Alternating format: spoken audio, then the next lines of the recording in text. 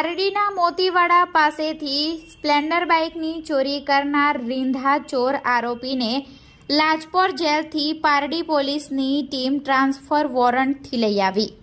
તારીખ 25 ડિસેમ્બર બુધવારના 5 કલાકની મળતી માહિતી મુજબ દક્ષિણ ગુજરાતમાંથી ફક્ત સ્પ્લેન્ડર બાઇકને ટાર્ગેટ કરી 16 જેટલી બાઇકો ચોરી કરતો રીંઢો ગુનેગાર દીપક ઉર્ફે અર્જુન રઘુનાથ સિરસાઠ ઝડપાયો છે। પારડી તાલુકામાં મોતીવાડા હાટ બજાર અને મામલતદાર કચેરીથી બાઇક ચોરીના કેસમાં સંડોવાયેલા આ ગુનેગાર ડુપ્લિકેટ ચાવી વડે બાઇકો ચોરી કરતો હતો।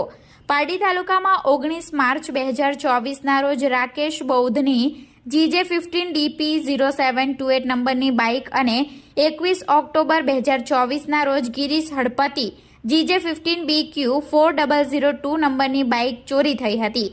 ફરિયાદ નોંધાયા બાદ પોલીસ દ્વારા તપાસ શરૂ કરવામાં આવી હતી।